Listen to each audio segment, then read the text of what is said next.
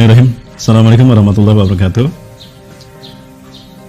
Allah Azza wa Jalla berfirman di dalam Al-Quran yang bunyinya kalau tidak salah seperti ini, A'udzubillahi minasyaitonirrajim. Ma asaba min musibatin fil ardi wala fi anfusikum illa fi kitabim min qabli an nabraha inna dzalika 'alallahi yasir. Tidak ada sesuatu pun musibah menimpa kalian, baik di langit ataupun pada diri kalian sendiri, melainkan semuanya telah tercatat di Lauhul Mahfuz. Dan Allah Maha mudah untuk melakukan hal itu. Semuanya itu mudah bagi Allah Azza wa Jalla. Allah Azza wa Jalla sudah menakdirkan kepada kita apapun, baik buruknya kita, apa yang akan menimpa kita, senang dan susahnya kita. Bahkan 5 hal juga sudah Allah takdirkan pada kita ketika kita berada dalam rahim ibu kita. Berada dalam rahim ibu kita sekitar 4 bulanan. Rasulullah SAW mengatakan, "Idza kana ibnu Adam fi batni ummiha arsalallahu lahu malakan." Ketika seorang anak cucu Adam berada di rahim ibunya, maka Allah Azza wa Jalla mengutus satu malaikat, di mana malaikat ini membawa satu buku catatan takdir yang kemudian diisi dengan 5 hal: jenis kelamin, laki-laki atau perempuan, suka dan duka, sakyun aw sa'idun, masalah rizki, kemudian juga jodoh dan ajal. Semua ini tidak akan berubah. Maka apapun yang terjadi di muka bumi pada dasarnya merupakan turunan dari apa yang telah Allah nyatakan di dalam kitab takdir ini. Termasuk penyakit. Penyakit merupakan salah satu cara Allah Subhanahu wa taala menghabiskan dosa orang-orang beriman. Sehingga ini menjadi satu hikmah dari 3 hikmah yang akan terkandung dari setiap penyakit yang menimpa umat manusia, baik dialami oleh seorang individu ataupun mewabah. Hikmah yang pertama dari penyakit ini, apabila dialami oleh orang yang beriman, maka dia bersifat imtihanul iman, ujian keimanan. Nah, apakah dengan penyakit ini dia makin dekat kepada Allah Azza wa Jalla, makin taat kepada Allah Azza wa Jalla, dan tidak berkurang kadar iman dan Islamnya serta ketaatannya pada Allah dan Rasulnya, maka dia berhasil dengan ujian penyakit ini. Dan Allah akan menghapuskan dosa-dosa dengan penyakit itu. Namun jika dialami oleh orang yang suka berbuat dosa tapi dia beriman, maka penyakit ini bisa jadi merupakan sebuah at-tazkirah atau an-nadhirah, peringatan agar dia berhenti dari kelalaian, berhenti dari perbuatan dosa dan kembali hijrah ke jalan Allah Azza wa Jalla. Ya. Adapun yang ketiga, jika penyakit ini dialami oleh orang kafir yang gemar berbuat dosa, maksiat dalam kekufurannya, maka penyakit ini sudah dipastikan merupakan azab dari Allah Azza wa Jalla, azab dari keburukan yang telah dia lakukan. Sekali lagi, siapapun di antara kita tidak akan mengalami dan tidak akan mendapatkan apapun melainkan sesuai dengan apa yang kita lakukan. Ini adalah hukum sunatullah, hukum kausalitas, hukum Allah Azza wa Jalla. Wa allaysa linsani ila ma sa'a. Tidak ada yang didapatkan oleh seseorang melainkan seperti apa yang dilakukannya, sesuai dengan apa yang dilakukannya. Atau di dalam surat Al-Baqarah Allah menjelaskan, la yukallifullahu nafsan illa wus'aha.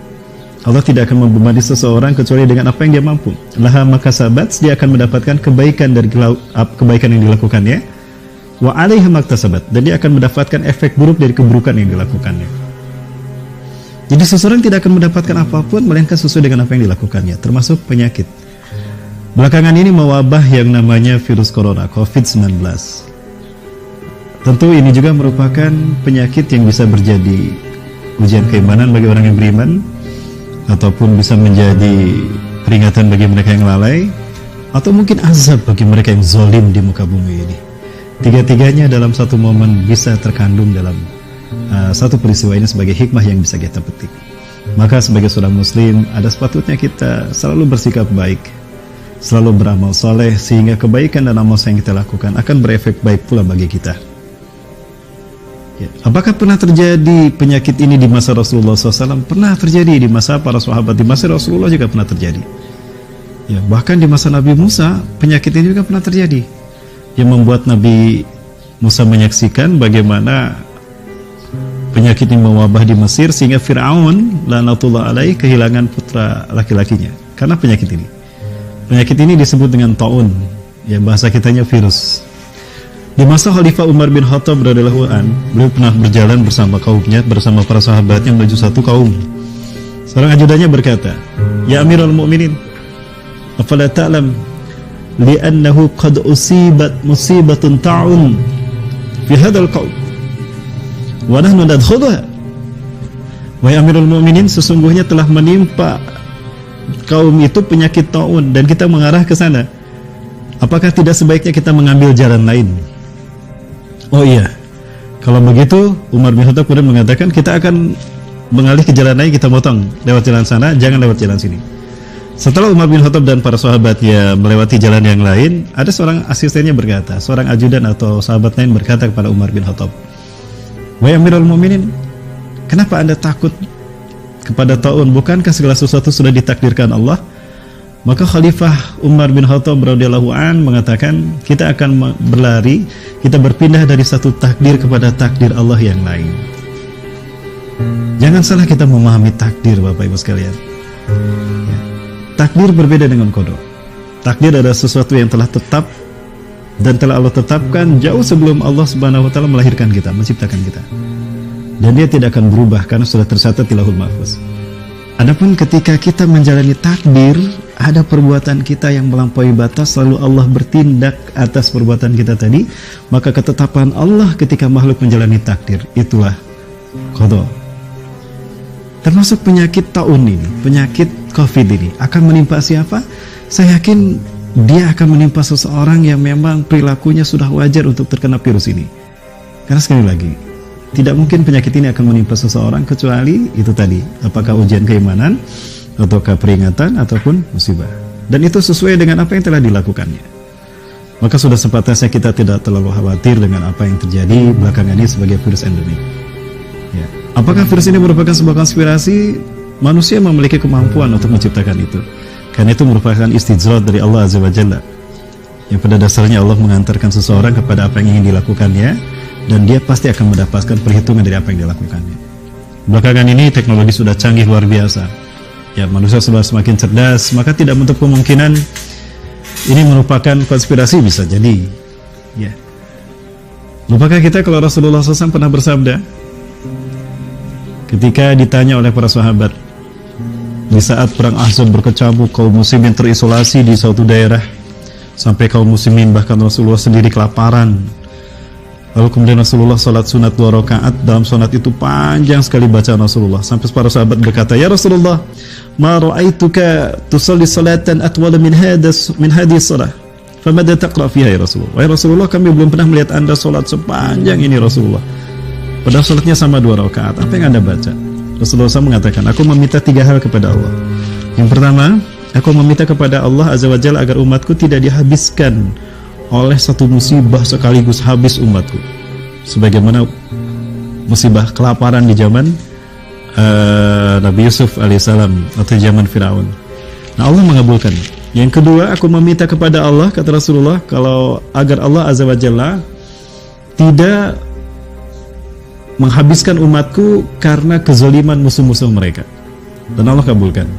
Dan yang ketiga, Rasulullah SAW mengatakan, aku meminta kepada Allah agar Allah tidak membiarkan segolongan dari umatku yang kuat zalim menimpakan kezalimannya kepada kaum yang lemah dari umatku juga, dan Allah tidak mengabulkannya.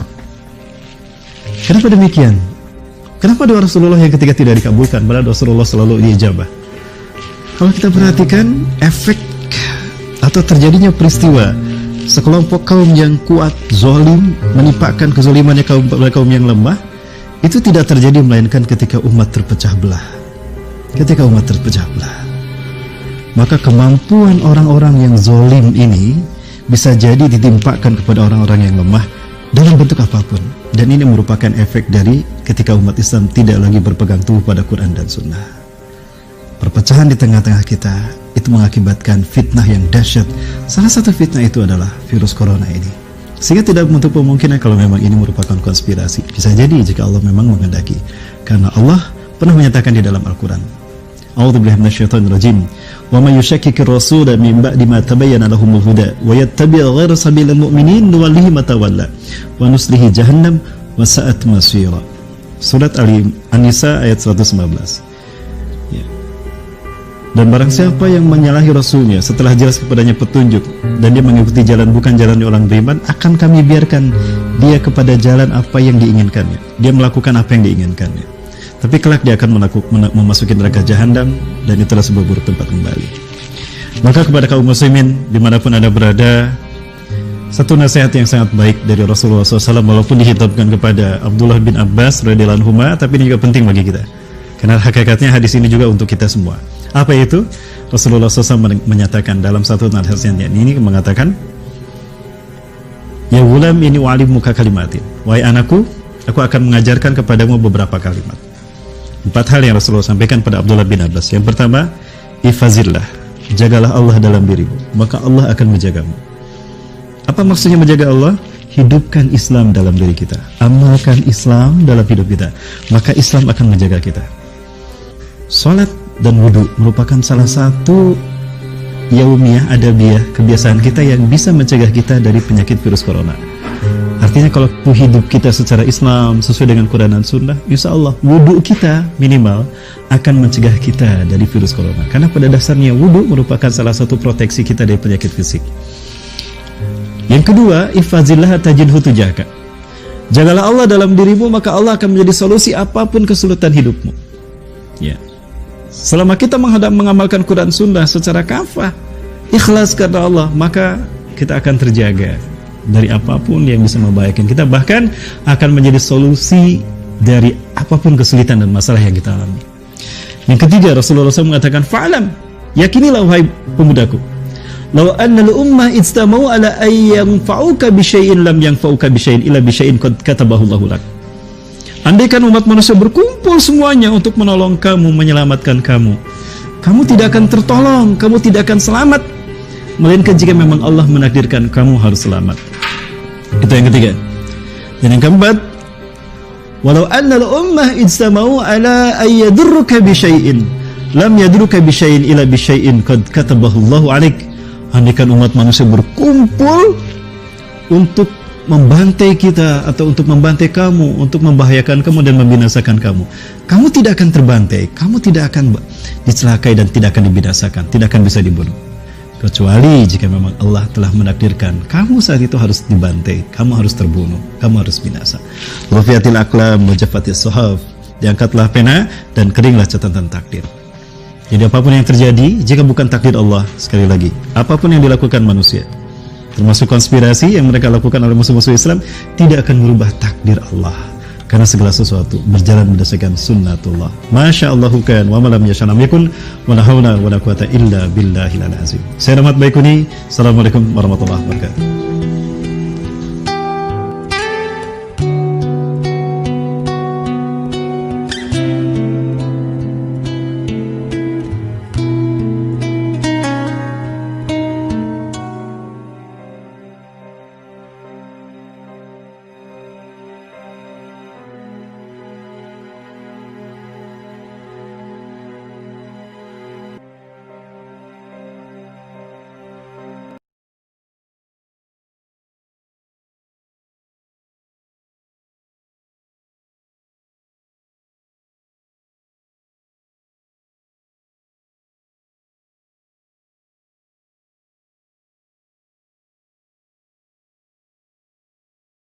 Wabarakatuh. Halo sahabat ISPA, kembali lagi bersama Islampedia. Jadikan kajian ini sebagai khazanah keilmuan.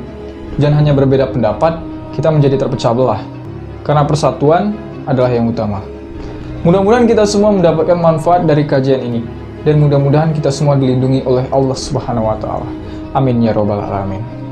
Mohon maaf mengganggu fokus kalian. Selamat melanjutkan. Wassalamualaikum warahmatullahi wabarakatuh.